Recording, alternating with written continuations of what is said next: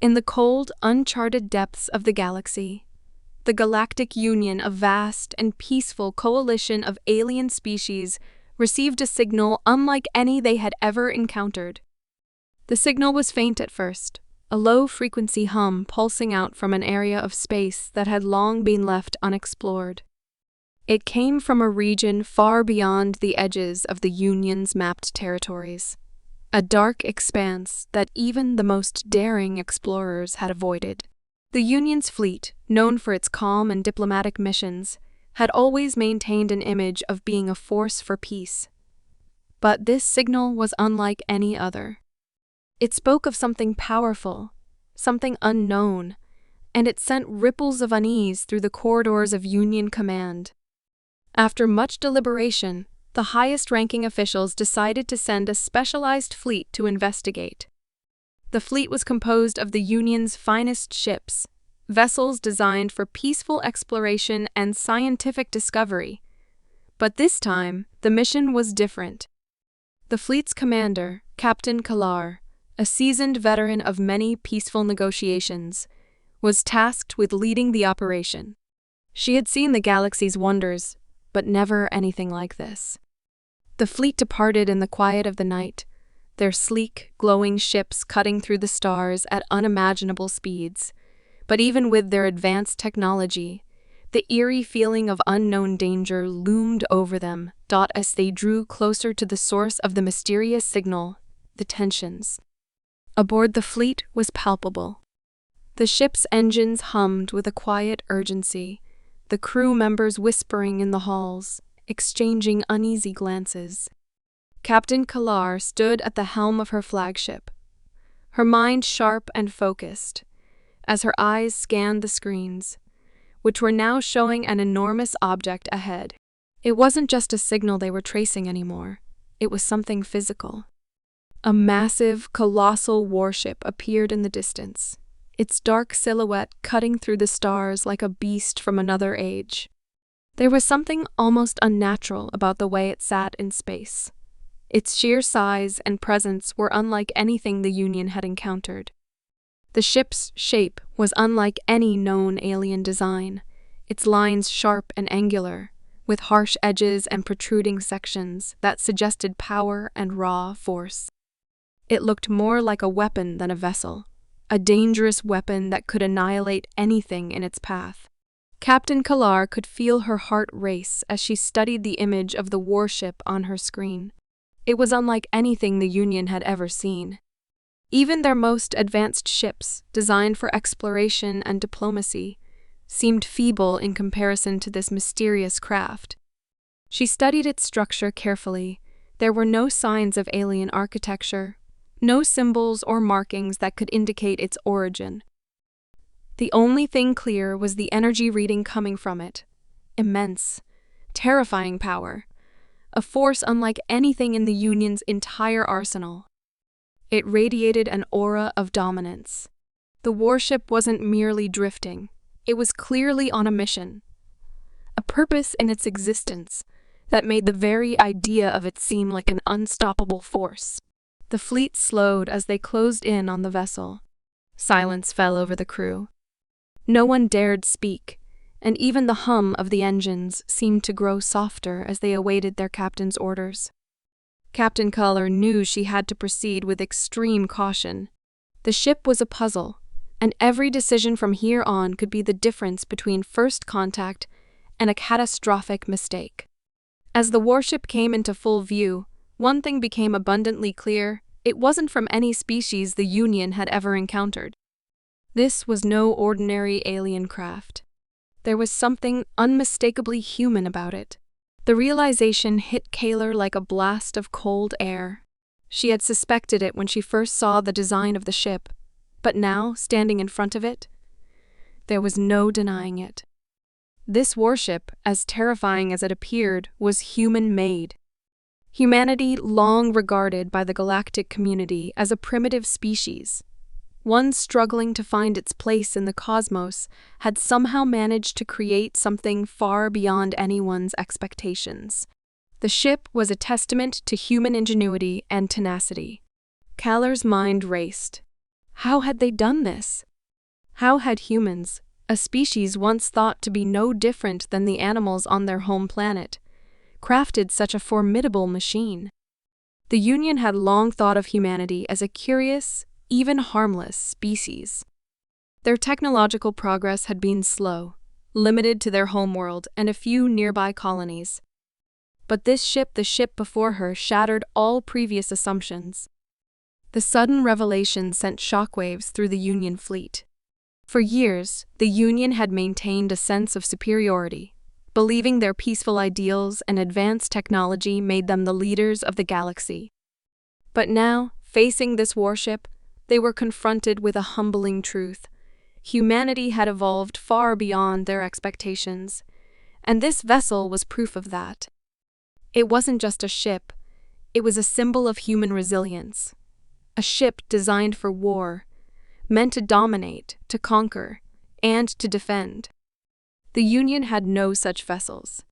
Their ships were peaceful, made for communication and cooperation, not for destruction.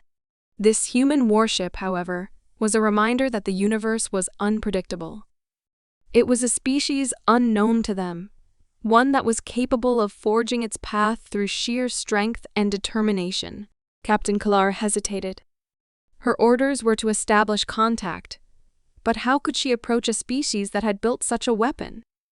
What did this ship represent, peace or a challenge? She knew the stakes were higher now, and every decision had to be calculated. This warship was not just a message, it was a declaration. The humans had something to prove, and their technology was a powerful tool to do so. The possibility of an encounter with humanity, once thought far away in the annals of history, was no longer a theoretical concept. They were here, and they were far more advanced than the Union had ever imagined. The implications of this realization were vast. The peaceful existence of the Union, its foundation built on diplomacy and understanding, now stood in stark contrast to the human warship. Would the Union have the strength to meet humanity on equal terms? Or would this unexpected encounter shift the entire balance of power in the galaxy? As Kalar's ship drew closer, the warship's lights flickered to life, casting an eerie glow on the dark expanse of space. It was as if the ship itself was alive, watching, waiting. The crew aboard Kalar's ship exchanged nervous glances, sensing the gravity of the moment. In the silence of space, the only sound was the quiet hum of their engines, as the entire fleet prepared for what could be a new era in galactic history. One thing was clear: the galaxy would never be the same again. As the Union fleet inched closer to the colossal human warship, a thick sense of unease filled the air. Captain Kalar stood at the bridge of her ship, her sharp eyes glued to the viewscreen. Her fleet was the pride of the Union, designed for exploration and peaceful contact. They were well prepared to face any alien species they might encounter, but nothing in their training had prepared them for this. Nothing could have. The warship before them was unlike anything they had ever seen. Its imposing structure stretched across the stars, black and jagged, like a predator lying in wait. The ships of the Union, sleek and elegant, appeared almost fragile in comparison. The massive warship looked alive, its dark, angular surface reflecting the distant light of the stars in eerie silence. Its sheer presence sent a chill through the crew, as if the vessel itself was aware of the Union's approach and was patiently watching them. Captain Kalar was aware of the risks. The Union's fleet had only one objective: make contact, learn who the humans were, and understand the message they had sent. But she couldn't shake the growing sense of danger. Her orders had been clear: approach with caution.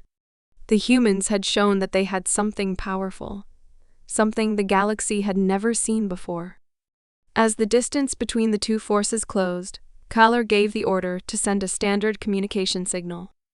It was a protocol the Union had used countless times, a simple request for communication that was usually met with a peaceful greeting. They had no reason to expect anything different. But this time, something was different. Instead of the usual warm greeting from an unknown species, the screen before Kalar flickered to life with an image of the human warship's command deck. The transmission was clear, yet something about the coldness of the voice on the other side made Kalar's stomach tighten.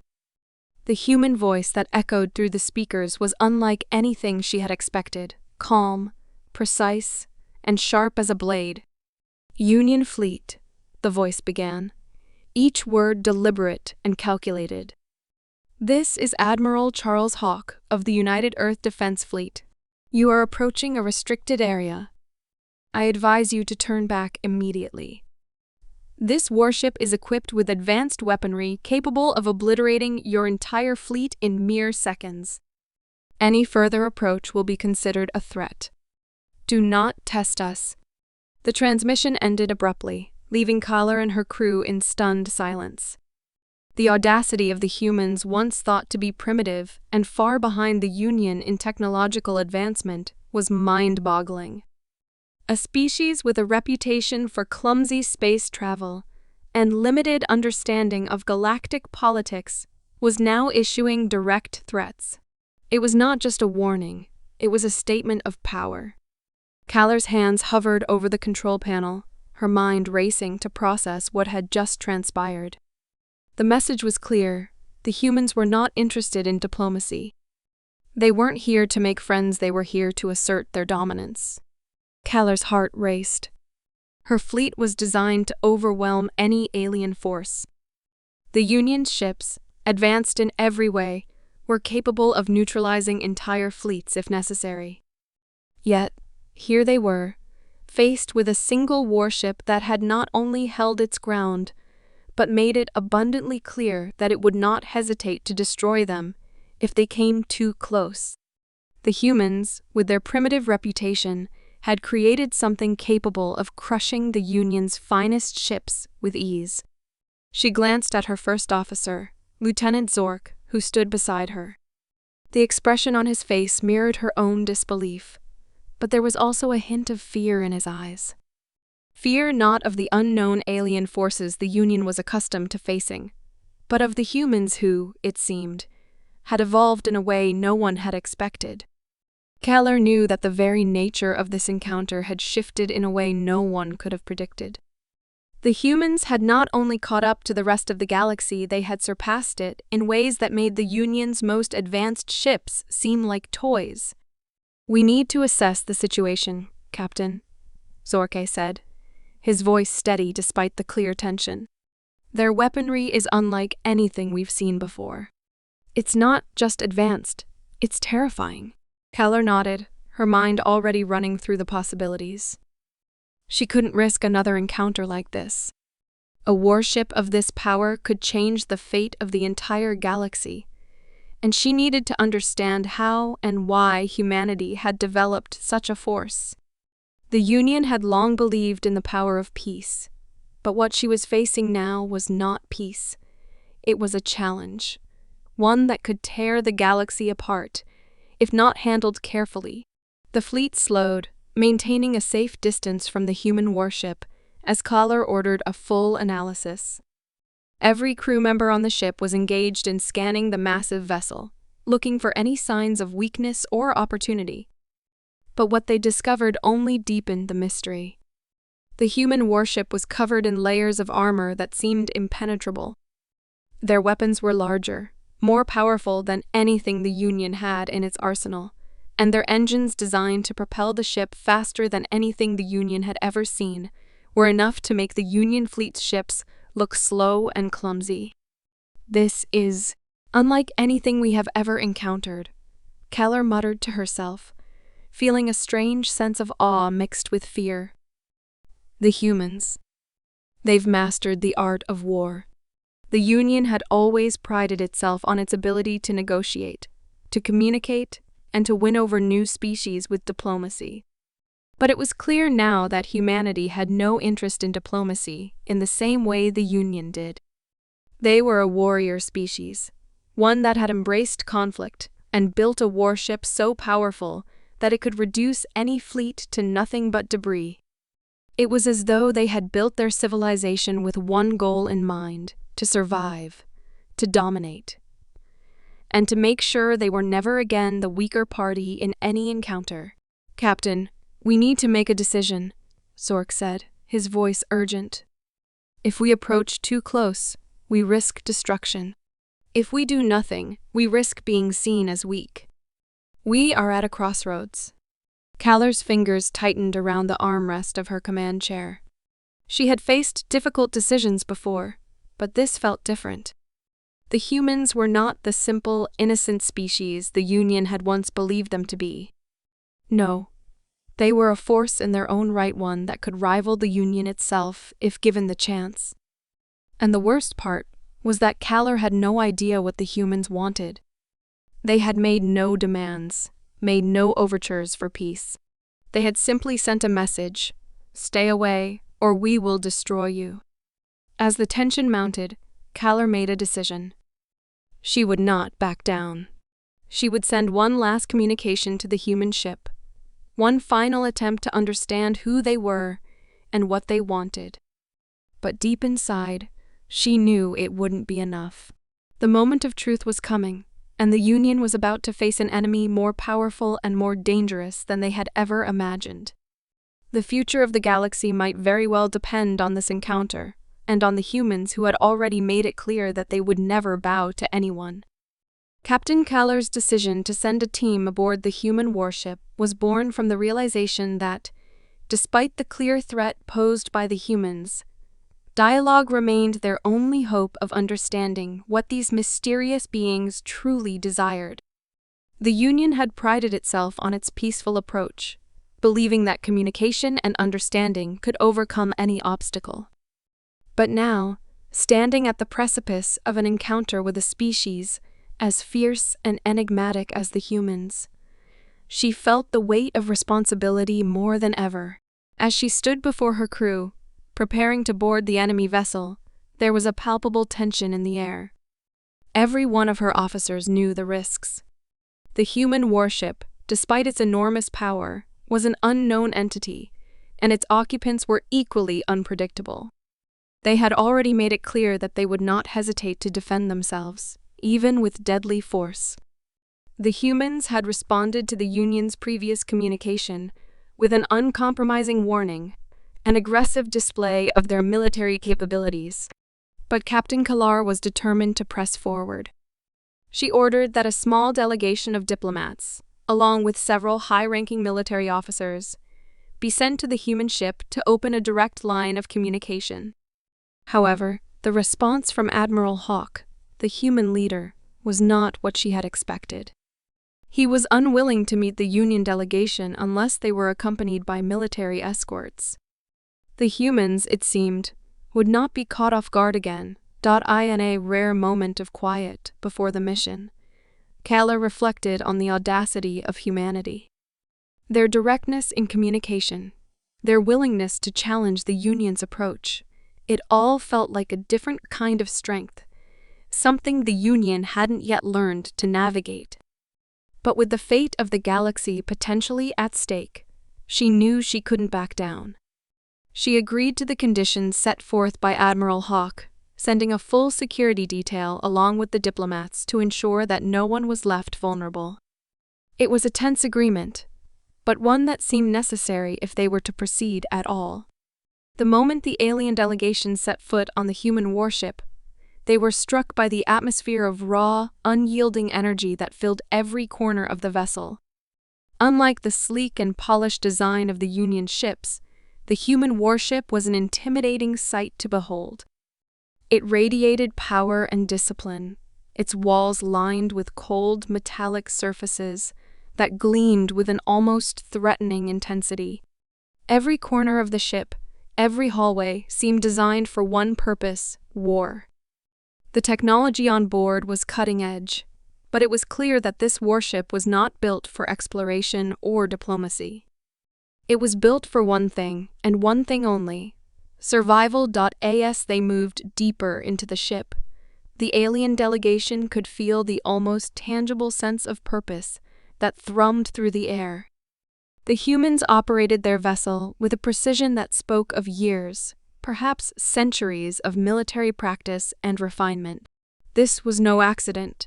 The human race had crafted every inch of their ship with war in mind. From the weaponry systems to the reinforced hull, the design was undeniably focused on making sure that this ship and its crew would be unstoppable. Captain Kaller's mind raced as they approached the bridge. She had encountered countless species in her career, but nothing had prepared her for this. The humans were different.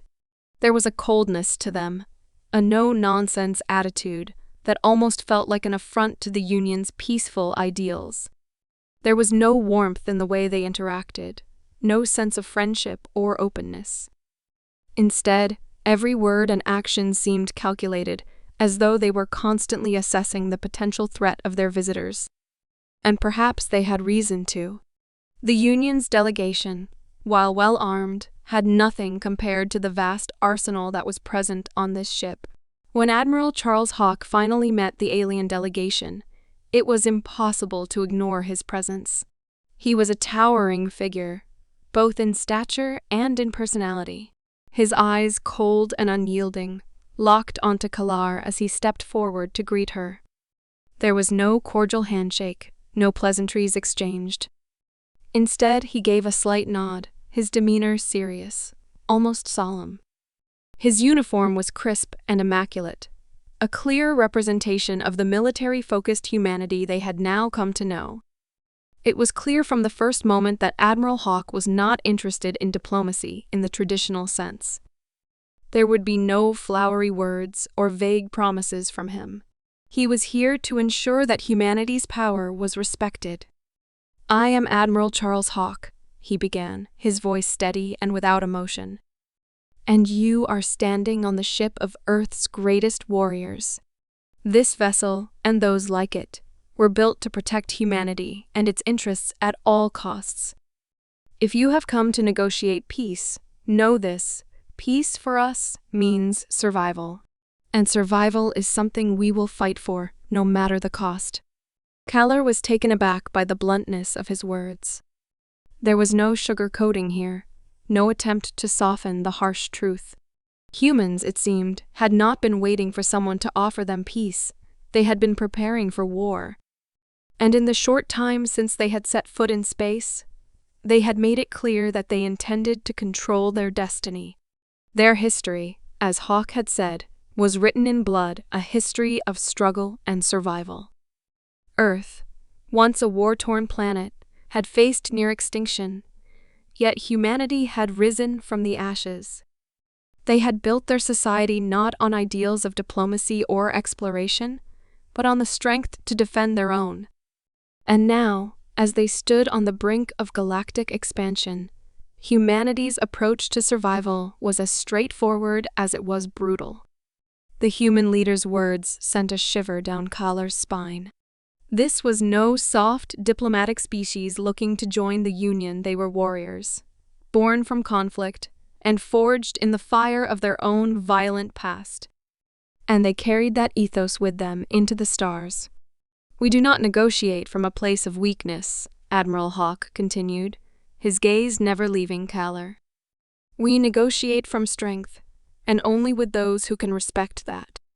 You are not the first to try and reach out to us, and you will not be the last. But make no mistake, the moment you attempt to test our will is the moment we show you the full extent of our strength."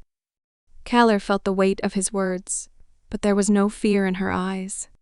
She had faced down many threats in her career, but this was different. The humans were not merely a species trying to expand or survive. They were a force in their own right. They had built their civilization on the principle that only the strong survive.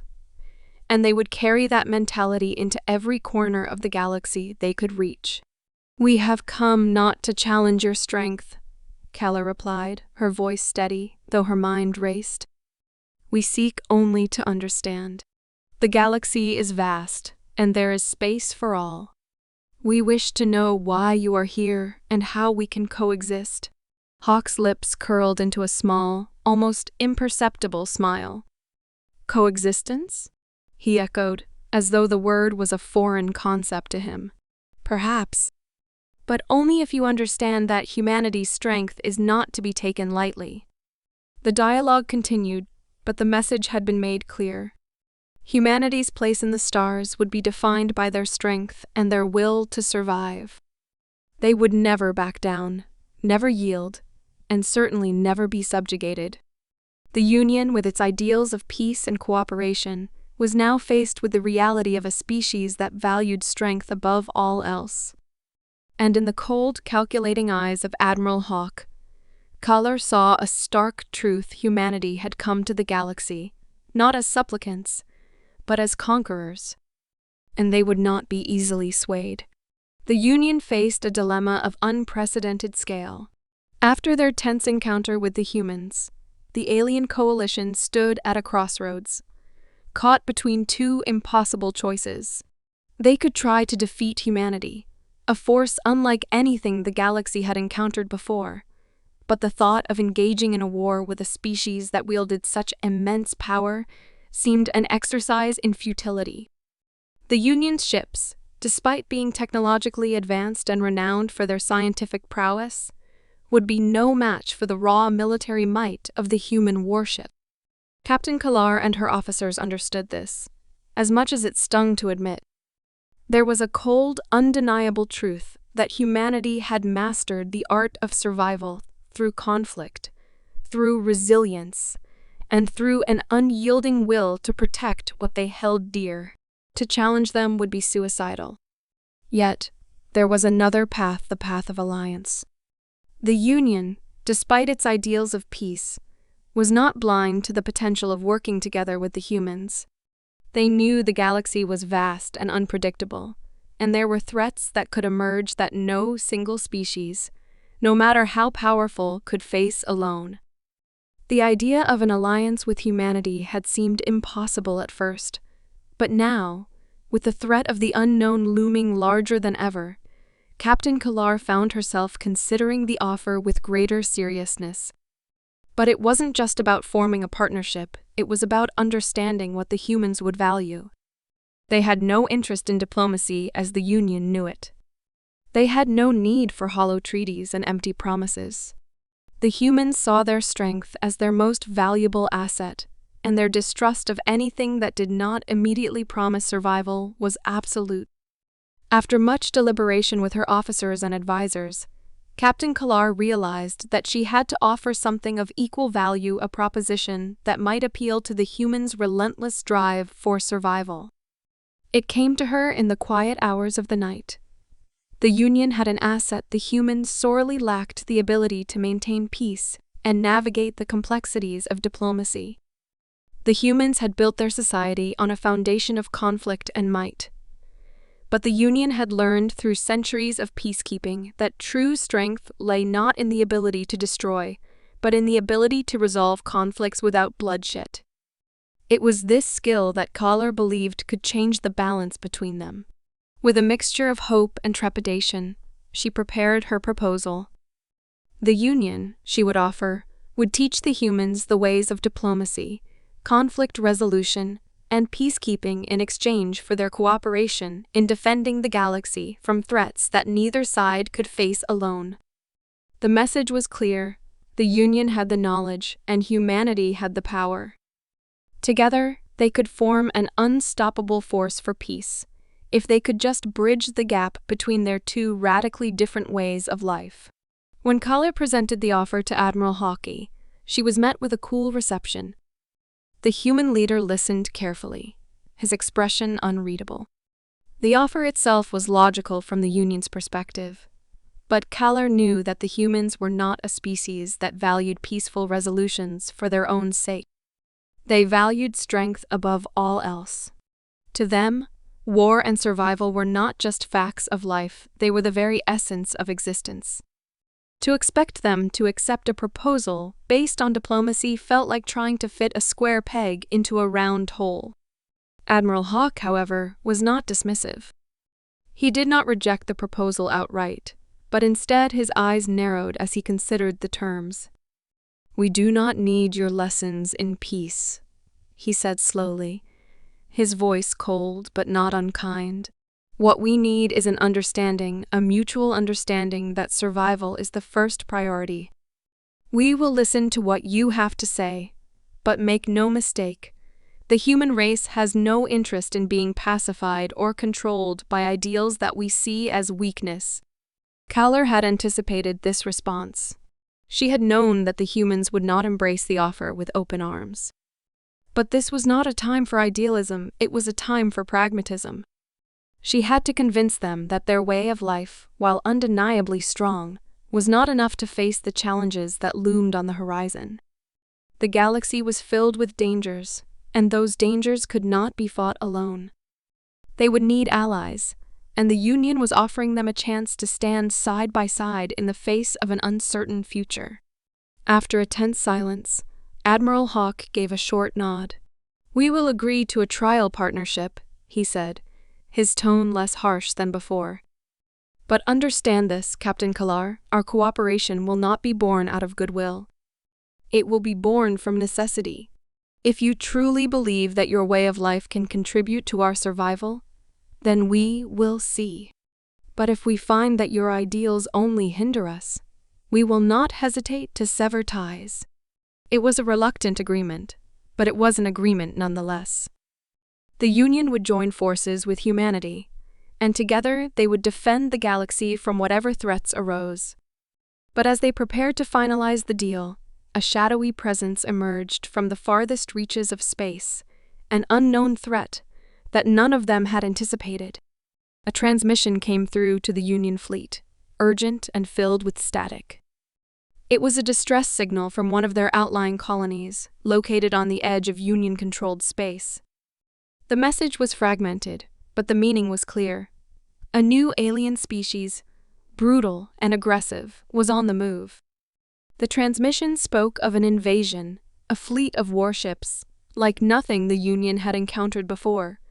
Ships that moved with a terrifying precision and an insatiable hunger for conquest. The species, known as the Karak, was infamous in galactic lore. They were rumored to be a brutal race of conquerors, whose sole purpose was the subjugation and destruction of any civilization they encountered. No one knew exactly where they came from, but their ships were designed for one thing: war. They had razed entire star systems, leaving nothing but desolate husks in their wake. The Union had heard stories of their conquests, but had never imagined that such a threat would ever come to their doorstep.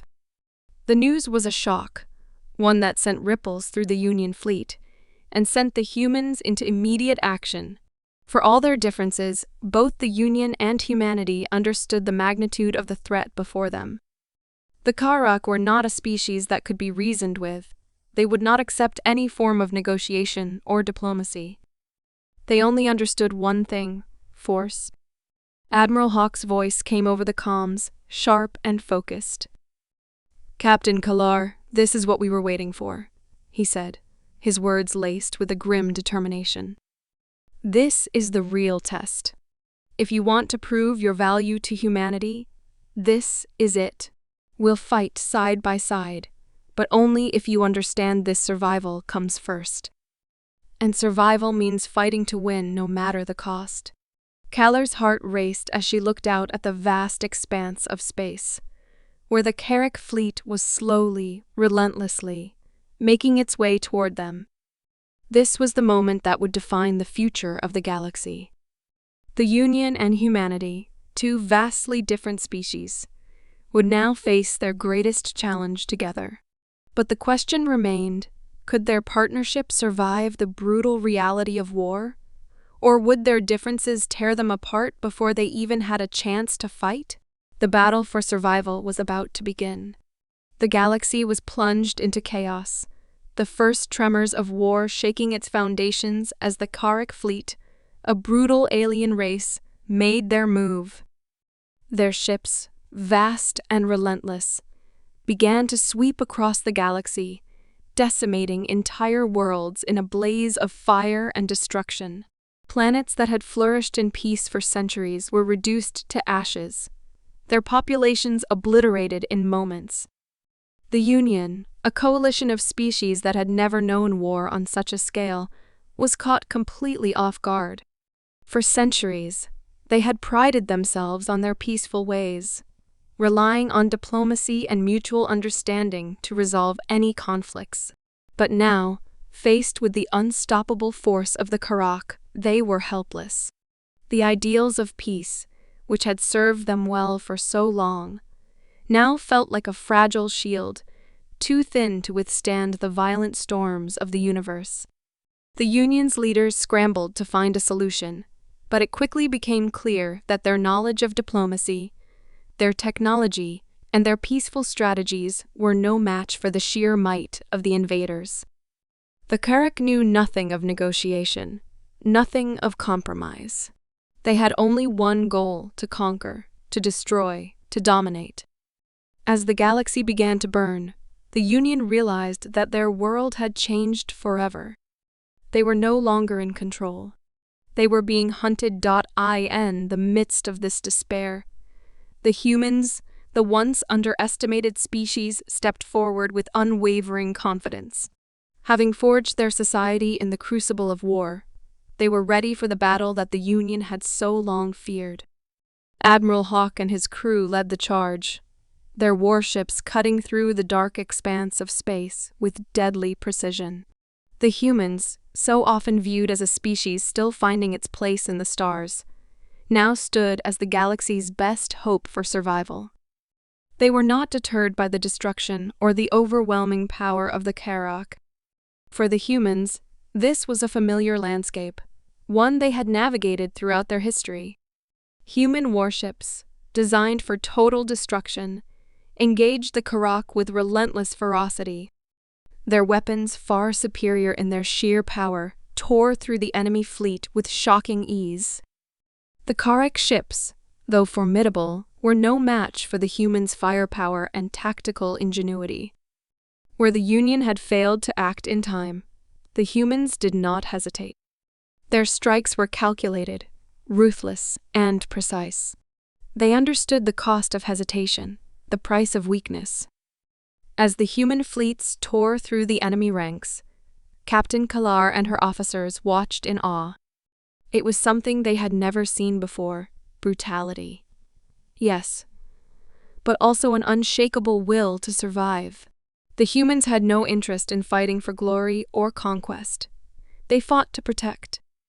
And that, in the face of the Karak onslaught, made all the difference. For the Union, the learning curve was steep. They were not warriors. They had no experience with conflict on this scale.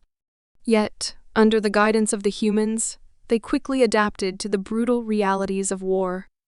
Captain Kalar, once a staunch believer in peaceful resolutions, found herself at the front lines, her crew preparing for battles they had never imagined.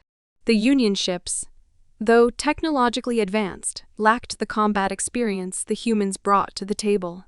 But they were quick learners.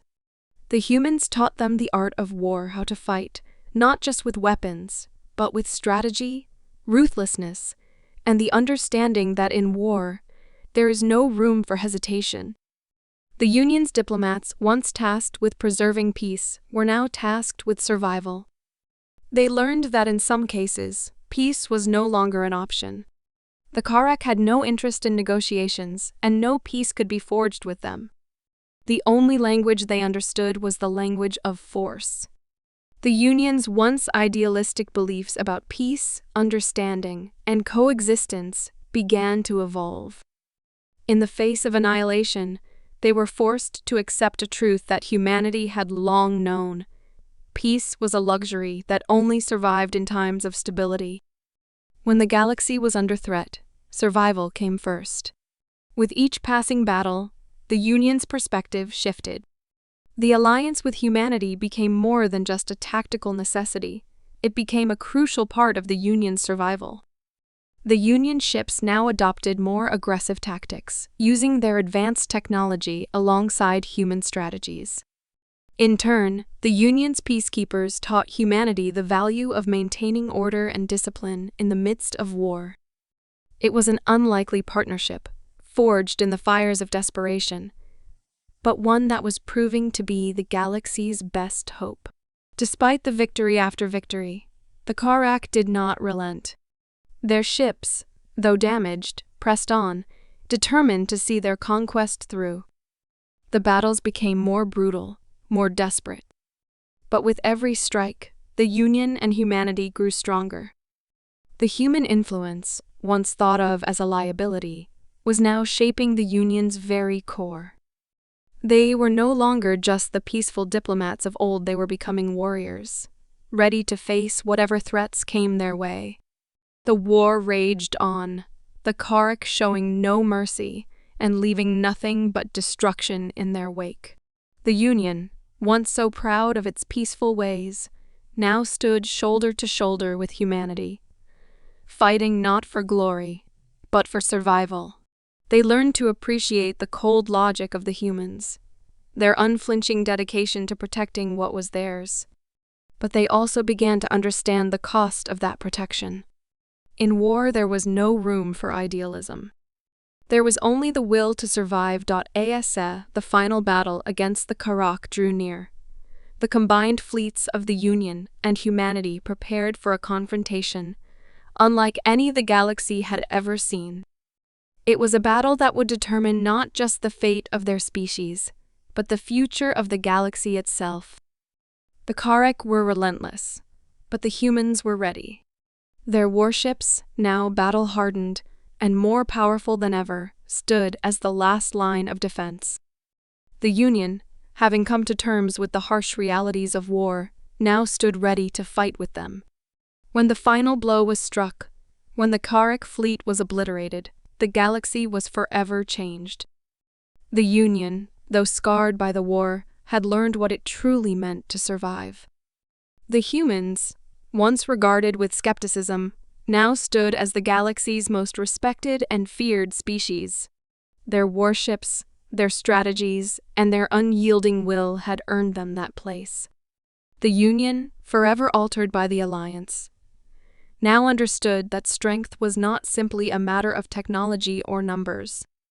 It was the resolve to fight when everything else seemed lost, the courage to do whatever was necessary to protect the future. The galaxy had shifted. The balance of power had irrevocably changed. And humanity, with its warships, its determination, and its unyielding will to survive, was now at the center of it all. The future was uncertain, but one thing was clear. Humanity would play a pivotal role in shaping the galaxy's destiny. For better or worse, they had earned their place in the stars.